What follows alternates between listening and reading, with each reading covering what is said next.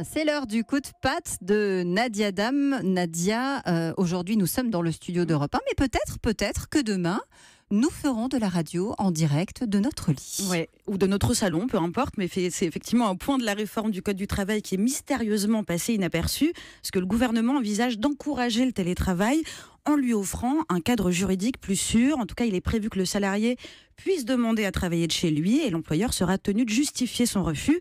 Une décision qui s'appuie sur de nombreuses études ayant révélé que le télétravail rendait plus performant.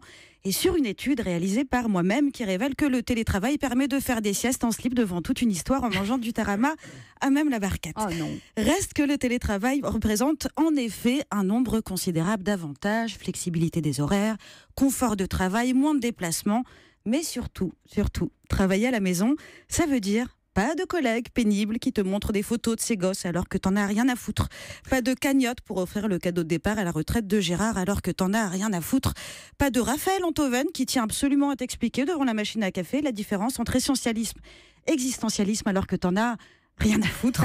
Alors évidemment, il va y avoir des déçus, parce que tous les jobs ne peuvent pas s'exercer en télétravail. Les commerçants, les médecins, les enseignants sont obligés techniquement de se rendre sur leur lieu de travail, ainsi que les journalistes. Par exemple, si tu es Élise Lucet, le télétravail, ça consisterait à entrer chez tes voisins sans frapper pour vérifier qu'ils ont bien trié leurs déchets dans la poubelle jaune.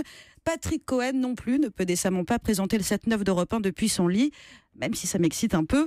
Alors tant qu'on y est, moi j'ai une autre suggestion pour le gouvernement quant aux modifications à apporter à nos habitudes de travail. Allons-y. Si on pouvait avoir une ordonnance qui interdirait les semaines tomatiques à la cantine, parce que je vous jure que la semaine orientale avec du couscous tous les midis, ça n'a jamais aidé personne à surpasser. Et puis aussi, est-ce qu'on peut légalement interdire, vous savez, les séminaires d'entreprise, les team building, puisque le plus fréquemment, ça consiste à faire du rafting entre collègues ou du base jump.